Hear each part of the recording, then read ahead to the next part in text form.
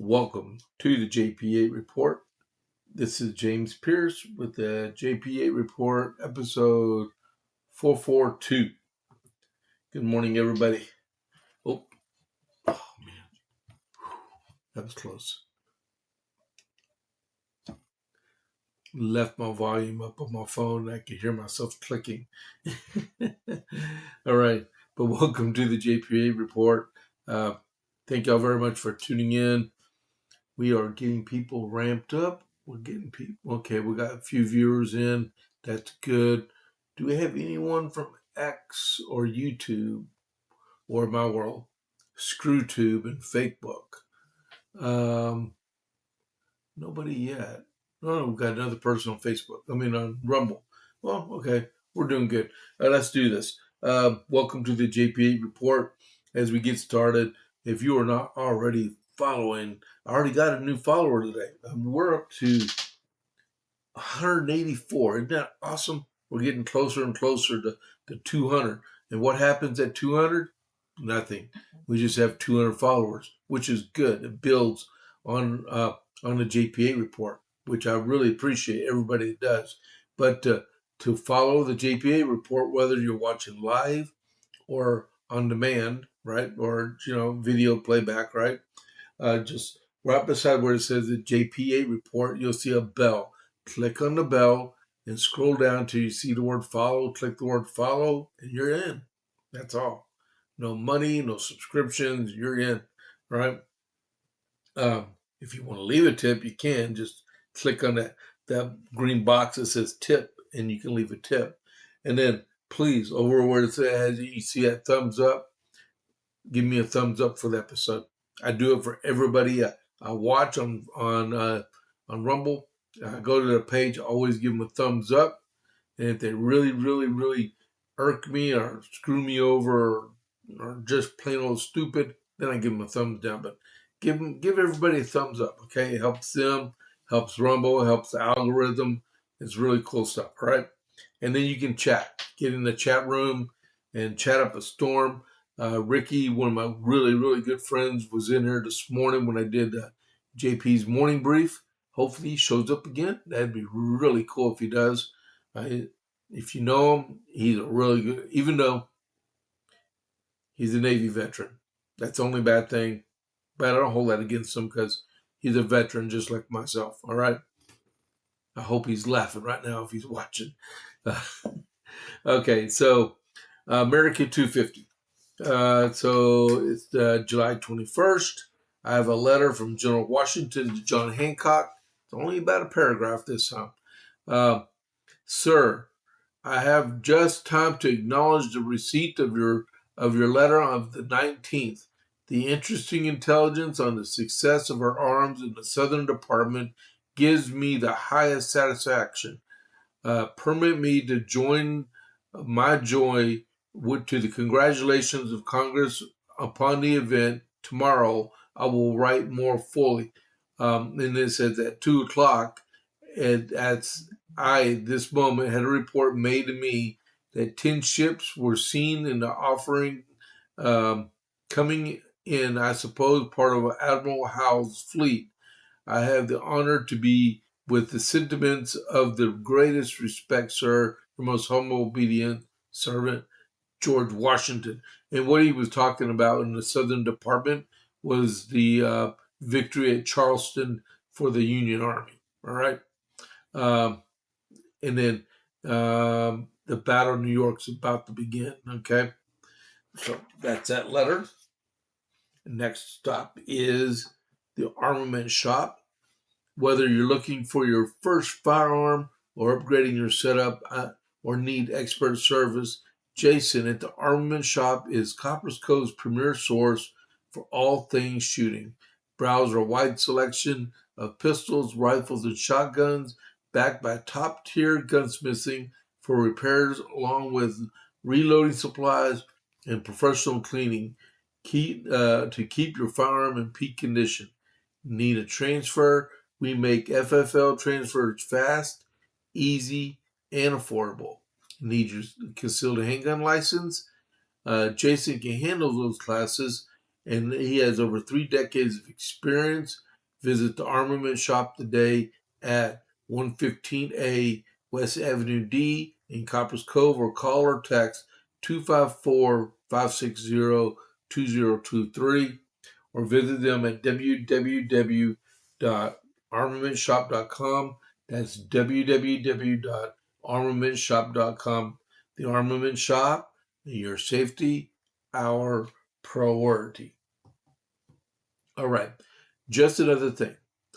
I spoke to him yesterday, Jay, that is, right, over at the Armament Shop. And first, a buddy of mine, he's on here. There's Scott Gray. Man, awesome. Woo-hoo. All right. Thank you, Scott. Well, yeah, you are a very, very good friend of mine, too. I really appreciate it. I've known you forever and ever. I've known you 10 years less than I've been married to my wife. Okay. You're a great person. Also, about Jay, uh, I'm always talking about the Armament Shop on the podcast, right? Rob, another friend of mine, actually remembered me talking about him all the time on here, and he went down to the Armament Shop and bought a brand new pistol yesterday. He bought a 9mm, awesome looking weapon, really good. Jay took care of him immensely. So when I called Jay yesterday to tell him about the conversation I had with Rob and about the weapon, looked really, really cool. We also were talking about he's got a silencer person that makes silencers, is going to be at our gun range day on August 29th up in Gatesville. And I said, wow, that's cool. I mean, and we started talking about constitutional carry and stuff, right? And I made a comment about constitutional carry and said, you're wrong, James. And I said, well, explain. He said, well, in Texas, we don't have constitutional carry. We have permitless carry. And he gave an example. Well, if you have your concealed handgun license, your license to carry. Oh yeah, that's why, because we were talking about he was given an LTC class, right? To the Navy vet. Oh, okay. Scott's talking about, I offended him about being a Navy vet. He's a Navy vet too. He's awesome. He's a chef in the Navy. He's a great guy. Scott Gray's awesome.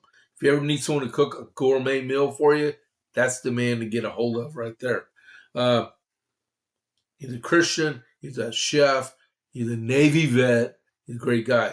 But I digress. Let's go back so we can get to the JP8 report. Where was I going? Oh yeah. So if you have your concealed handgun license, your license to carry in Texas, right? You can put your weapon in your vehicle without a holster in plain sight. That's if you have your LTC. But if you don't have your LTC, because we have only permitless carry, your weapon has to be holstered and it has to be on you, or you can get a ticket. Okay? And it's a pretty bad ticket too. So there is a difference between constitutional carry and permitless carry. We only have permitless carry here in Texas. You can cure that by pressing your state representative to go the next step and do constitutional carry. Or if you want to be able to carry your weapon like that, put it in your pocket or just leave it out in the open if you want, go get your LTC and you'll be good to go. It only costs like $40 to do. You got to go through the class. You can do it online or in person, and then you got to go qualify. And it's awesome. It's easy peasy. And if you pass the background check, you get your LTC and go for it. All right. All right. Let's get on to the JP8 report. What else was I going to do? Oh yeah, one more little bit of commentary. Yesterday, I lost a good friend of mine. He was one of my commanding officers. Man, I really respect immensely, right? His name is Colonel Howie Cohen. And I knew him from the White House Communications Agency. He was my commander there. That's been going back a few years now. But Colonel Cohen was airborne. He was in the 3rd Ranger Battalion. He commanded the 112th Signal Battalion. If you're at Fort Bragg or in the Ranger Regiment, you know what the 112th Signal Battalion does. He was the commander of the 35th Signal Brigade at Fort Bragg, and he was the director or the commander of the White House Communications Agency. And this was when I was there from 02 to 07. He was there for part of the time I was there. And we knew him by WACA, Welcome to Howie Cohen's Army. You put the acronym together, you got him. And he was a great guy. And just remember his wife and 2 kids in their loss of their dad, a great American patriot, a dynamite soldier, and a great person to be around. Howie Cohen, he will be missed. So let's get on with the rest of the JP8 report. We got the Iran update, the day, the 10th day of airstrikes on Iran. The U.S., again, is considering regime change in Iran. If you did not know, most of the airstrikes that have been going over the last 10 days have been along the coast and in the Strait of Hormuz. They're just softening up the ground, taking targets out, launchers, everything else, right? They have not been bombing in the interior around the nuclear sites and in Tehran. That might change like most rickety tick. All right. A ship owner that does lots of ship traffic inside the Persian Gulf and the Strait of Hormuz is offering 6 months paid bonus to transit the strait. Hey, Scott, if you're still watching, if you need a job, since you were in the Navy, you too, Ricky, because Covite for Life is on her now. This guy's offering 6-month paid bonus for sailors to transit the Strait of Hormuz. Go for it. Get some quick money. Okay, guys? I know y'all are too old to be in the Navy, not like us soldiers. Y'all can fight back, guys. Come on. Trump and Prime Minister Burnham, they made their first phone call together yesterday, and they discussed the Strait of Hormuz. I keep looking at my chat because I know they're going to come back at me. Okay, I got 2 Navy guys in there. They're awesome people, Ricky and Scott. I mean, they got to be contemplating to come back after me. Kuwait intercepted a barrage of missiles and drones yesterday. The Iranian president says they are in a full-scale war against the U.S. Like I said this morning, it's a one-sided war because one side's fighting back, one side is not. Wonder who the silent partner in this one is. The Houthis announce a blockade that everybody is ignoring. Israel is starting its withdrawal from Lebanon, and Lebanon is starting its containment of the Hezbollah forces. So that is your Iran update. The Dow Jones, which opens up for trading in about 15 minutes, is it closed yesterday at 51,839.26, and the I'm still 29. Rick, hey Scott, you're very funny, man. Is it 92 or is it 29? What's your half-life? And then it was down 307.16 yesterday. West Texas Intermediate about an hour ago was trading at 83.94, and Brent crude oil was trading at $90.83. I got a breaking news story. It said ESPN star expected to be let go after 33 years. I don't know which one they're talking about because I've only got the headline. All right. Man, guys, I love y'all. Y'all are great. Thank y'all for getting with me in the chat. Y'all are awesome. Oh yeah, announcements. Okay. So Thursday in Gatesville is Pints and Politics at Ranchers at 6 p.m. with Elephant and Room Strategies. It's at 107 Texas 36 North. That's at the intersection 84 and 36. It's an awesome event that I go to. And then, matter of fact, Ricky, if you need a ride on Thursday to go to Pints and Politics, let me know, and I can get you there. Okay. My next announcement quickly I need to get to is Coryell County Republican Women. This coming Saturday at 11 a.m. at Trinity Worship Center. It's at 11 a.m. It's at 1802 Martin Luther King Drive. Guest speaker is Dr. Mark Former. It is the geopolitical implications of the greater context of the red-green axis, which is Islamicism.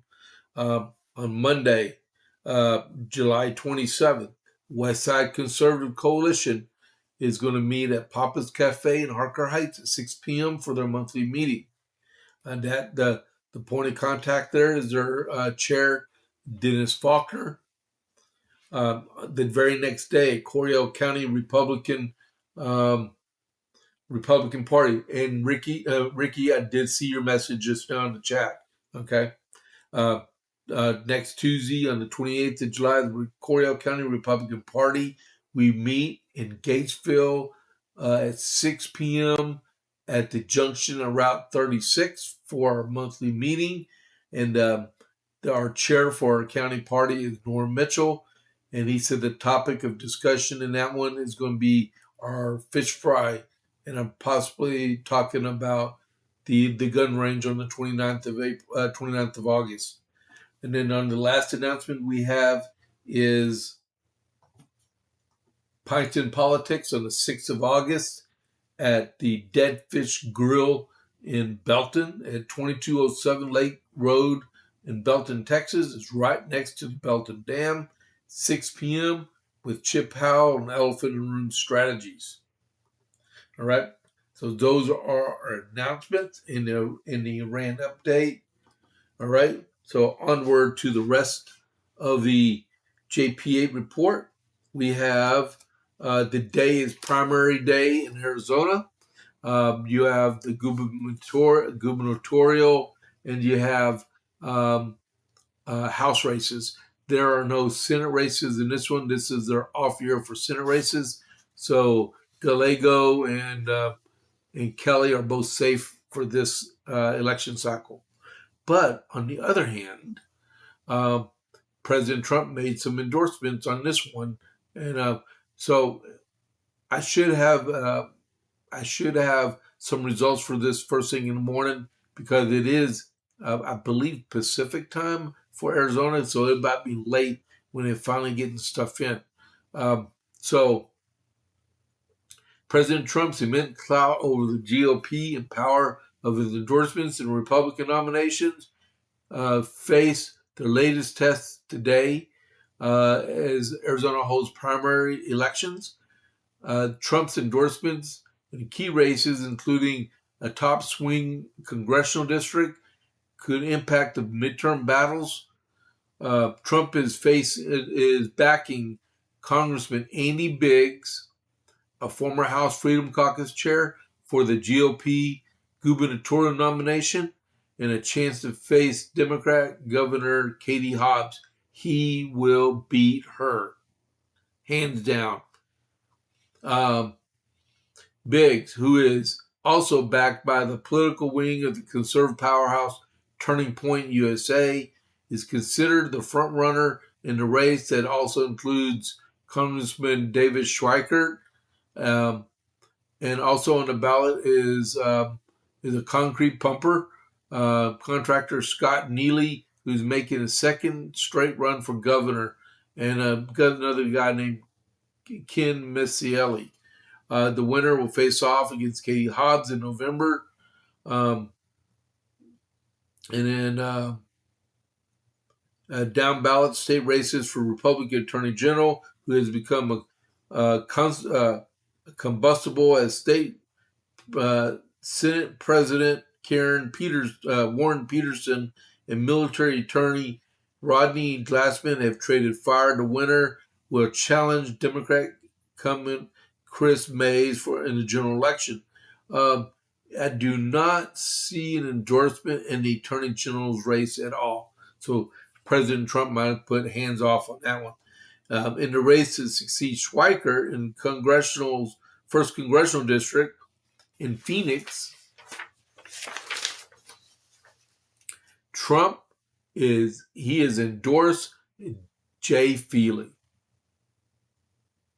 If you're a football fan, you know who Jay Feely is. He was a punter, right? And I believe he was a field goal kicker, one of the two or both. But he played for the Arizona Cardinals, and he was a sports broadcaster for CBS. And then what else? Man, they got. And that is all we need to know about Arizona. So remember, Biggs and Feely. Those are the two big ones to look at for tomorrow morning. All right. Onward back across the country to South Carolina. Darlene Graham was interviewed on Hannity last night on Fox News Channel, which it was her first nationwide interview. And Sean Hannity asked her, "What is your intentions?" Even though she was appointed by Governor McMaster to fill the rest of her brother's senatorial term, which is January 3rd, right? And he asked her, "Are you going to run for election in November? Do a whole full 6-year term?" Right? She said yes. She said, "I can do this." That's quote unquote, and then she's going to run. She has his entire team, and they have the passion, and they're going to push her over the edge. Then she has the presidential endorsement also. All right. What are we looking like on time? 8:22. Darlene Graham, the sister of the late Senator Lindsey Graham, outlined her political priorities in an exclusive interview with Sean Hannity on Monday, which she announced she would run for a full Senate term in November. A quote, he's worked so hard for so long, I just can't let that die. I've got to go step in and carry on his legacy, unquote, she said during her first interview since Lindsey's death. She also said, I know he cared about the people of South Carolina so deeply. He worked so hard for them. And I feel I can do that too. So he taught me well, she said. After being appointed by South Carolina Governor Henry McMaster last week to fill the rest of her late brother's term until January 2027, Graham announced Monday she will run for a full 6-year term. Graham, South Carolina's first female U.S. Senator, told Fox News that she feels an inner peace about succeeding her brother in representing the Palmetto State. It's a tremendous amount of pleasure. I feel I can do it, and so I feel an inner peace about it. Graham said that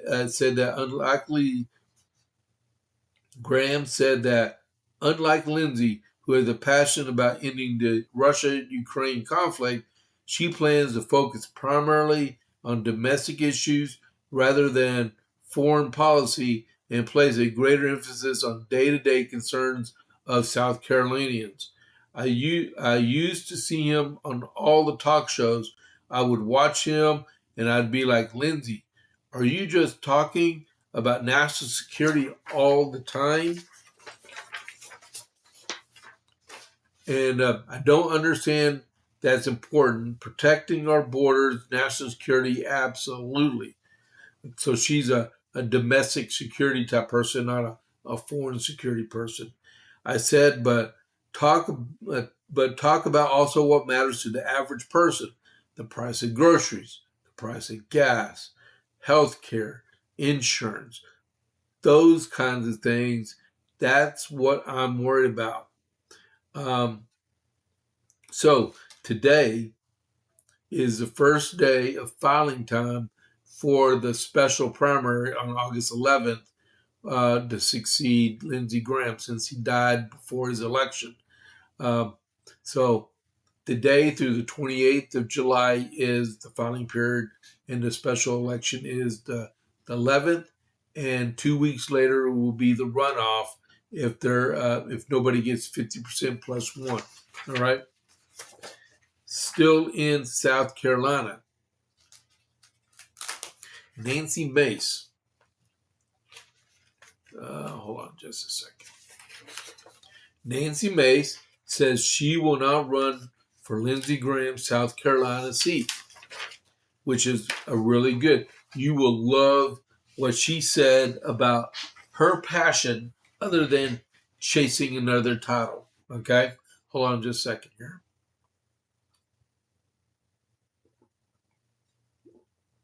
Remember, if you're watching this, please give me a like, a thumbs up like. And if you're not already following the JP8 report, click on the bell and scroll down and click the word follow, please. Okay? And I appreciate that. Now, back to Nancy Mace. South Carolina Representative Nancy Mace announced yesterday that she will not run for the late Senator Lindsey Graham's Senate seat in a special election next month, stating she was chasing justice for women who were victims of assault instead of seeking another title. The move comes after Mace, who came in fifth in her bid for the Republican nomination for governor earlier this year, she teased a potential bid for Senate a day after Graham died unexpectedly earlier this month at age 71. I'm not running for the U.S. Senate, not because I'm backing down for a fight, from a fight, but because the one I'm already in matters right now, she said in a video announcement. The laws meant to protect me and the other women failed us, and I won't stop until that changes. So I'm not chasing another title. I'm chasing justice. Justice for me, justice for other women, justice for every little girl who was told to stay silent.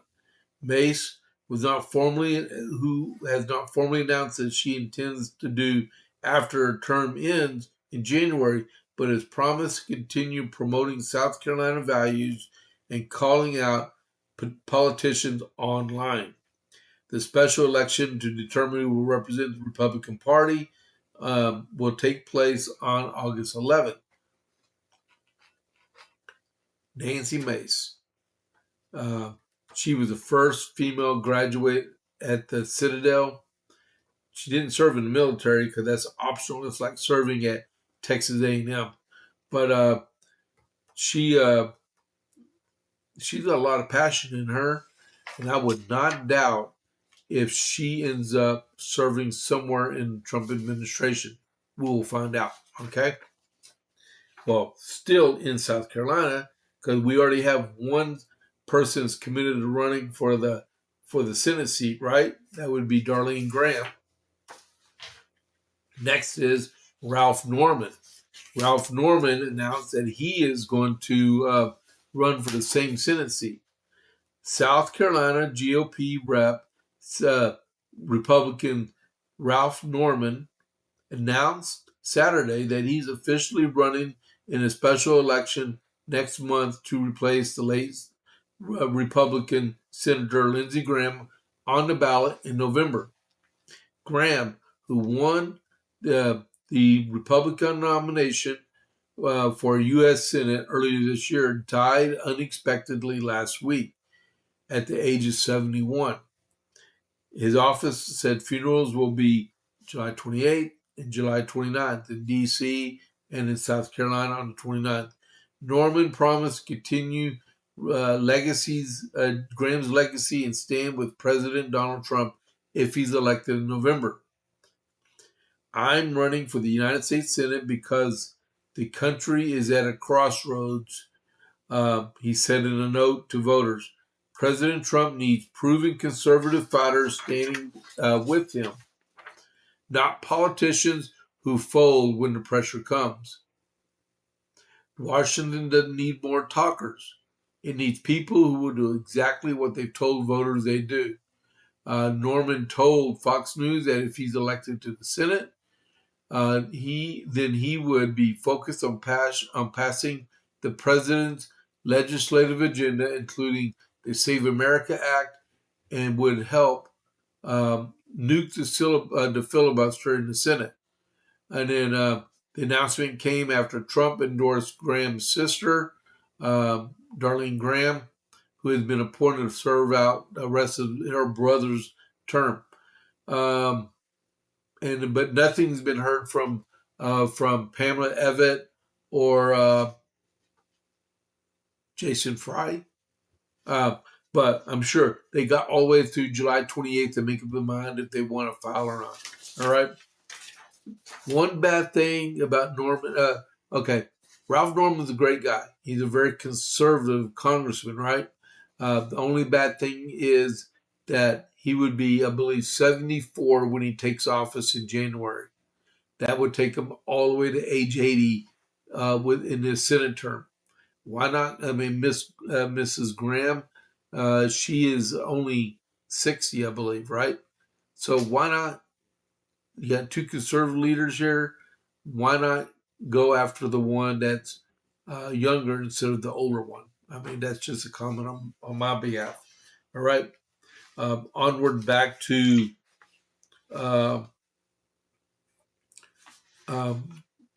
California, right? We'll go West Coast, East Coast, back to West Coast, and we'll be coming back to the East Coast in just a second. This next one is Congressman Darrell Issa, former Army veteran, Army officer, congressional representative from the San Diego area, and he's retiring from Congress in January. He was a former congressman. He was replaced by, I believe, Duncan Hunter Jr., and then Duncan Hunter Jr. had resigned from office, and then he ran and got reelected again. But he wants both of the impeachments on President Trump expunged from the record because they were led by fake, false data that they used to convict him on. Well, not convict, indict him, because in impeachment, it's an indictment, okay? You indict or impeach in the House, and you convict or remove from office in the Senate. Read your Constitution, you know that. California's GOP Representative Darrell Issa. Darrell Issa said he is pressing ahead to have President Donald Trump's two impeachments expunged, which means erased. Arguing Democrats wouldn't have voted so easily had the evidence of falsehoods been public. I intend on doing just that, making sure we recognize and validate the false information and withheld information caused the Congress to think they could vote to impeach him, Issa told Just the News on Monday.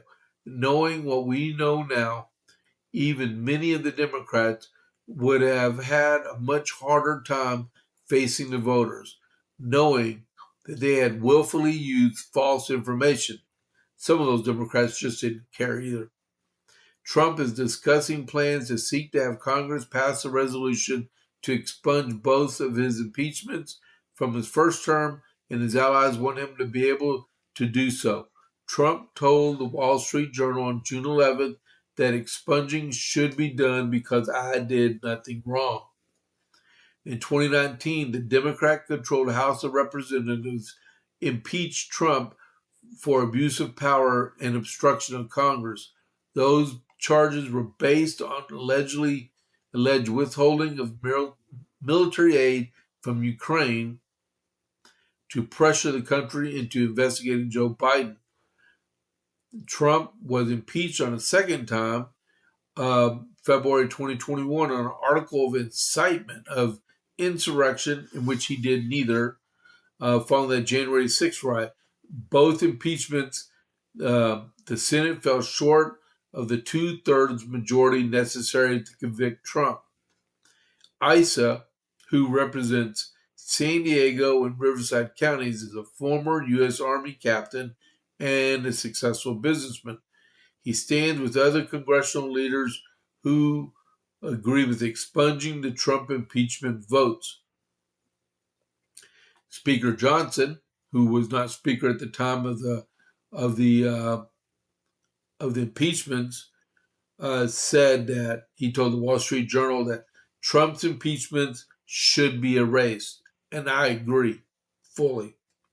It makes a lot of sense. The more the evidence comes out, the more we know that really they were sham impeachments. Johnson told the Journal, "We were saying it at the time. Now we know that they make a very compelling case that it should be expunged from the record because it was hyper-partisan attack job." Hopefully we see the day that those impeachments are expunged from the record. Totally. Okay, before I get to this next one, this is about election integrity. I put a comment in the podcast. So if you want to go back and look at the material that was published the other day on Thursday night about the election integrity, the link is there to go to the whitehouse.gov site, right? This. Speaker Johnson is, we're 8:36. We're doing good here. Speaker Johnson is, they have the strategy. It looks like it's working. And we may be able to break the logjam with the Save America Act, okay?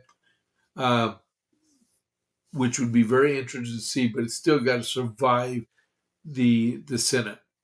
It's going to be part of Reconciliation Bill 3, all right? Speaker Johnson, a latest bid to skirt Democrats' opposition to the election integrity bill backed by President Trump, survived the key hurdle Monday evening. The SAVE Act, which is called the Safeguarding American Voter Eligibility Act, has faced significant headwinds in Congress despite having Trump's full-throated support. While it passed the House, the legislation has struggled in the Senate, where it has several Democrat Senate votes needed to break the filibuster and advance final package. Okay, when you break filibusters, you vote for cloture, which is 60 votes, right? This is good. But the new plan by Speaker Johnson would allow key parts of the bill to skirt the Democrats entirely, and one step closer to getting a House-wide vote sometime this week. Republicans would erase the need for any Democrat buy-in, putting key elements of the Save America Act into a larger budget reconciliation bill. The reconciliation bill. Hey, good morning, Rob. I was talking about you with your purchase earlier. Okay, go back and watch the rest of it, unless you've been watching it the whole time. Okay, let's get back to the story. Republicans need to erase any Democrat buy-in by putting key elements of the Save America Act into a larger budget reconciliation bill. The reconciliation process allows the party in power to pass sweeping fiscal policy reforms without input from the opposition by lowering the Senate's threshold for passage to line up with the House simple majority requirement. But there are strict guidelines that can be used in the reconciliation bill. Such legislation must deal with the yearly federal spending and revenues, meaning issues that do not directly affect fiscal policy are generally excluded. House Republicans are aiming to use this reconciliation bill to fund states' election integrity efforts, replenish military funding amid the U.S. war with Iran, and dole out aid to American farmers. In total, the legislation would set the stage for $95 billion federal spending across the next 10 years. That's $10 billion a year in congressional spending terms. The first chamber-wide step in the reconciliation process is to pass a framework that directs the relevant committees to craft the details detailing of associated allocated budgets. The details are then put into a sweeping bill and passed the House and the Senate. It goes on to the President. Passing the House Rules Committee means the bill will see a chamber-wide test vote. If approved, will set the stage for lawmakers to debate the bill before a final vote.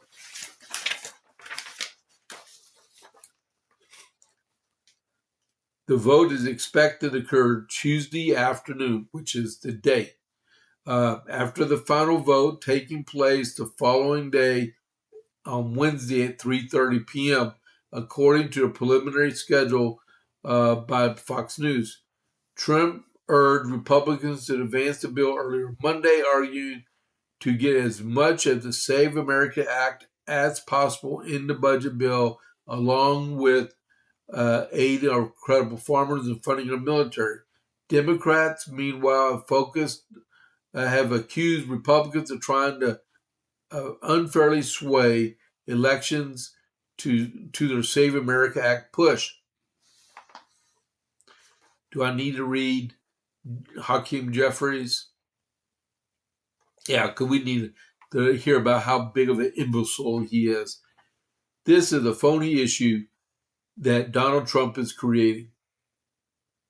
That's amazing to me that Donald Trump has the nerve to say to the Speaker of the House, who apparently didn't object, that the most important thing Republicans should do is focus on voter suppression legislation, and the House doesn't matter, health care doesn't matter, grocery bills doesn't matter. The House Minority Leader Hakeem Jeffries said earlier this year. So Hakeem Jeffries doesn't care about election integrity. That shows how much longer he should be in the House of Representatives. He needs to be looking at what the DSA is doing to his political party that he is the leader of, that he's not taking personal. I would not have any member that says they're DSA running any primary that's responsible for the Democrat Party. That's just my opinion right there. So we will see how much of the SAVE Act can be salvaged and put in there. Hey, we need mail-in ballots dealt with, and we need citizenship dealt with, and photo ID. All right, the two things I could see that would make it through would possibly be the mail-in ballot issue and the photo ID issue. Okay, that's two things that I can see happening. Hold on. Oh, excuse me, people. I apologize for that. I would like to see all the parts of the Save America Act go through, but like the president said, get as much through as possible through this reconciliation bill, and after the election, we can deal with the rest of it. Get through what we can, okay? Matter of fact, I would say the most pressing part of all of it, because I would love to see photo ID everywhere. I would love to see you be a certified American citizen, but the mail-in ballots is the biggest thing that needs to be dealt with. Priority 1 would be the mail-in ballots. Priority 2 would be the photo ID. And priority 3 would be proof of citizenship at registration. Because the vast majority of Americans that actually vote are already registered to vote. So you're not going to do nothing about it because you already know that they're Americans and they're voting. But show photo ID and the mail-in ballots, and you'll be dealt with that at the greatest extent. All right? And retired Rob, he's saying good morning to everybody. That's good. That's great. I'm glad you just got up. I've been up since 4 a.m. I know you were asleep. All right. So we're running out of time. I got a couple more things. We're going to talk a little bit more about the speech on last Thursday, which like I said, is um, in the comments section of this podcast. All right. Wow, we got 17 people in there. That's great. I appreciate that. Let's see here. I am going to do an ad read real quick, okay? And let's see. I'm going to talk about Rumble Premium because I hate seeing ads on podcasts and on TV. So you probably noticed Rumble isn't slowing down. More creators, more content, and more platform actually putting users and free speech first. And if you're watching here regularly, there's always a way to upgrade your entire experience. Right now, Rumble is running a limited time summer sale. Y'all need to hear this, okay?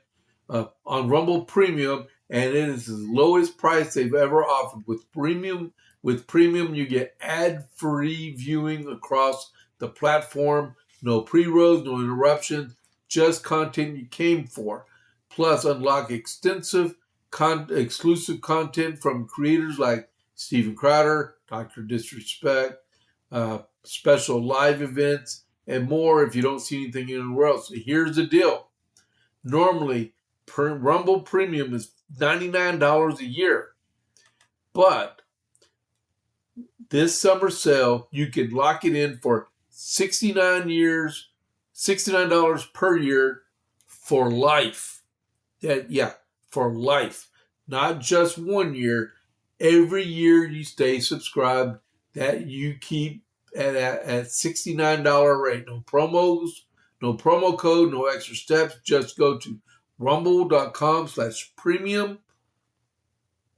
And the summer sale is already applied. That's rumble.com/premium to lock in the lowest Rumble price ever, add free exclusive content, and a price that never goes back up, but only if you grab it before the summer sale ends. And it's at the top of the live chat also, so you can click on it and go to it. Okay, all right. I was going to send that to Ricky. That's Covite for Life. Let him know, but I just got to do the ad read for that, so that'd be great. That's awesome sell. That is really good. I wish I could get that, but I already got Rumble Premium. All right, so back to let me put this back here.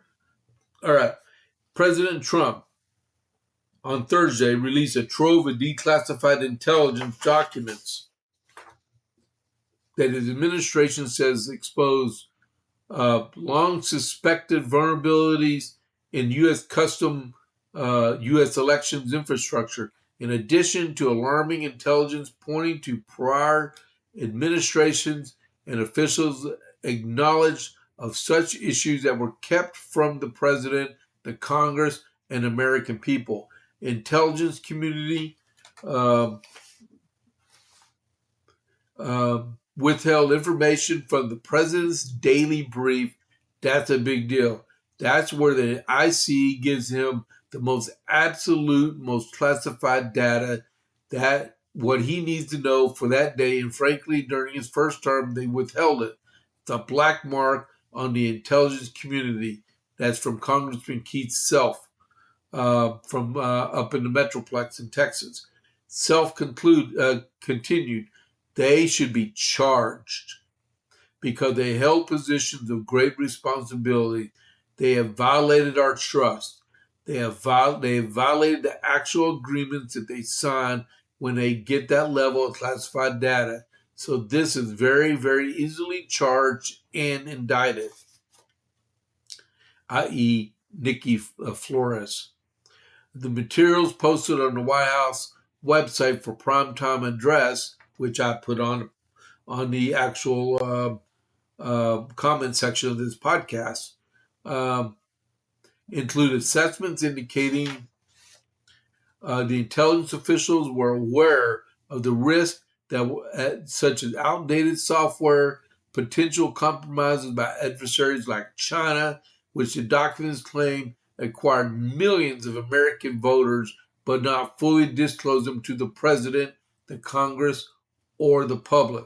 At the conclusion of President Trump's address, he directed Americans to the White House website, which is posted, where the documents were both readable and downloadable. Minutes later, the site crashed. It happened to me. All right. When you go to it, you find the files. They're all zip files, and they are loaded with information. All right. Self is not alone in his conviction of these intelligence officials should be held accountable. The House Intel Committee Chair, Rick Crawford from Arkansas, called on CIA Director John Ratcliffe to take the decisive action to hold all those involved accountable for these egregious betrayals of American people's trust. He said, we can all agree that bureaucrats who manipulate or conceal intelligence from the people's elected leaders should be to push their preferred policies or in states cannot keep their jobs in the American people's intelligence community, he wrote on X. Those involved and any who knew and remained silent must be immediately removed from a position of trust. Mike Davis, he's the president and founder of the Article 3 Project and a former Senate lawyer, told Just the News he believes prosecutions are warranted. I see analysts obstructed and they conspired to provide doctored evidence to the president about foreign invasion of our elections and must be held accountable. They must be arrested. They must be charged. They must be held accountable. He said that would include the CIA director at the time, Gina Haspel. She and her DDO, Deputy Director of Operations, need to be held accountable and they need to be prosecuted, along with the president's NSA director that was in charge during his presidency, his deputy, the FBI former director, Christopher Wray, the DDO in the FBI, and any person else, especially Nikki Flores, when she was talking about she had a shadow government operating in the intelligence community, they need to go to jail. Flat out. And if they're not going to go to jail, erase every permission that they have for their security clearance. Make them go get jobs at Burger King. I don't care. Keep them away from Chick-fil-A and Whataburger because those are good places to eat at. They need to be held accountable for what they did to our country. Flat out. 8:53. We're doing good. All right. All right. So next, I'm not going to be able to finish again, man. Just so you know, today in the House Oversight Committee, they're going to examine Medicare fraud, the Smithsonian, and DEI policies, right? And it's going to start this morning and go throughout the rest of the day, unless they have votes they have to take care of, right? Quickly, at the beginning, they are at 2 p.m. today. There's going to be a subcommittee on the health care and financial services. We'll hold a roundtable on Medicare fraud involving skin substitute spending. That would be like skin grafts and stuff, right? There was a company that led the way in improving skin grafts for burns and stuff like that. Evidently, they didn't do everything right. The GOP, because they were involved in a fraud, right, involving millions of dollars. GOP congressional committees have held numerous hearings on fraud during the second Trump administration, especially since roughly $9 billion in fraud, waste, and abuse in Minnesota Medicaid and other governmental assistance programs came to light.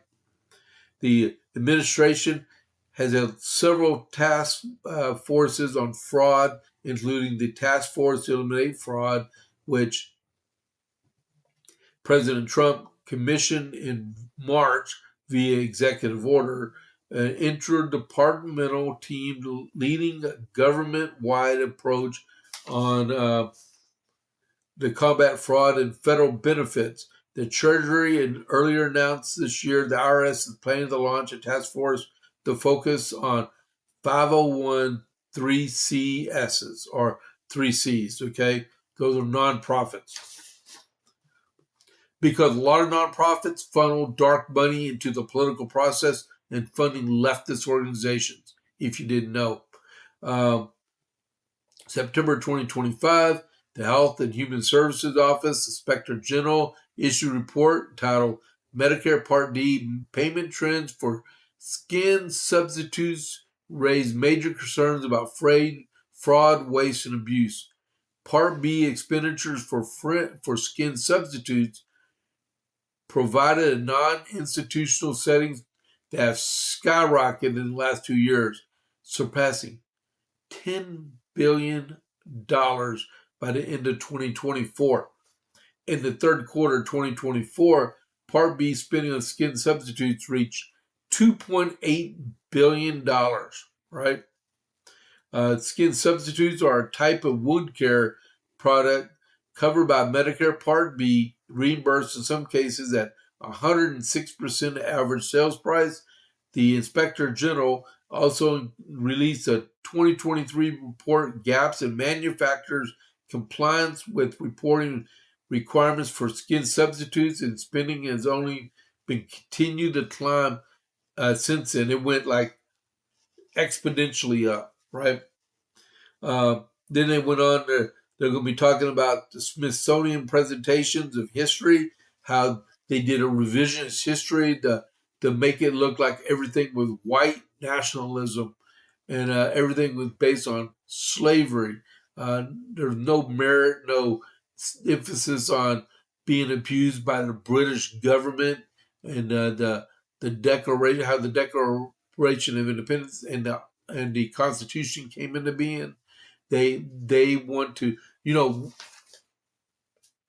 we're almost out of time, but look, we'll like this.